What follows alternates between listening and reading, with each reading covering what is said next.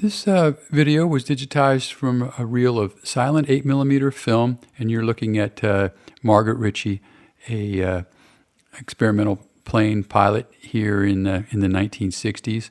And this is actually in 1968. The film was marked, had a postmark of 1968 on it. And this, probably somewhere in California, maybe Nevada. This film was in a collection of air show films I obtained from a person in California. And I had originally posted this video not knowing who Margaret was, but after I posted it, I received numerous comments from viewers who noted who she was and the plane she's flying here, a Stephens Akro. And so I wanted to update this film. And like I say, Margaret was an accomplished pilot in the 1960s. And her husband, George, had bought her first plane, a clipped-wing Taylorcraft, in 1963. And flying that plane, she was nicknamed the Flying Grandmother. And she won the National Women's Aerobatic Championship in 1966 in that Taylorcraft, but decided she wanted something smaller and more maneuverable as she became a better flyer. And you could see at the beginning of this footage, she had that stenciled on her plane right next to the canopy there, that she had won the 1966 National Women's Aerobatic Championship. And so wanting something better, her husband George teamed up with two others at the Flabob Airport in Riverside, California, those being Clayton Stevens and Ed Allenbaugh.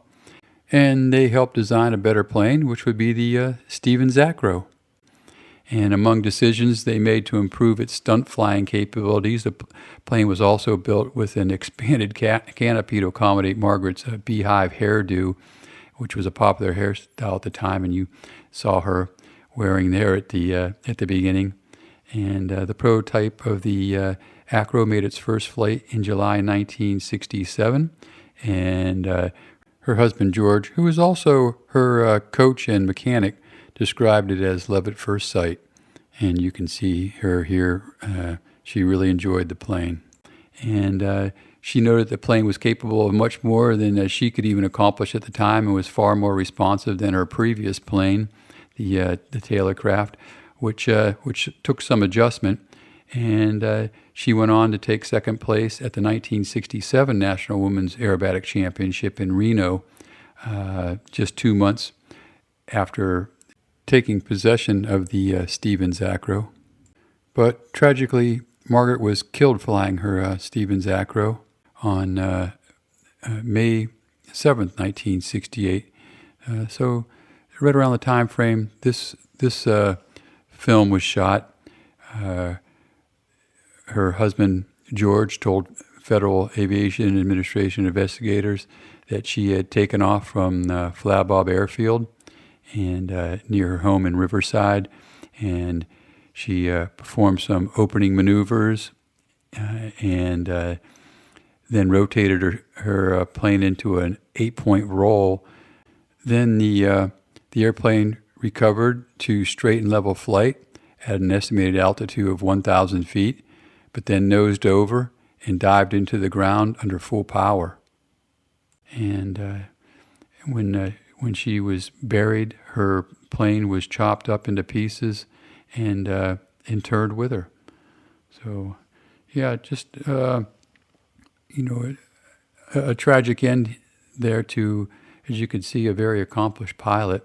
And I said I wanted to redo this film, and so I hope this honors her. And love to hear your comments, and hope you enjoy this look at probably one of Margaret's last flights in 1968.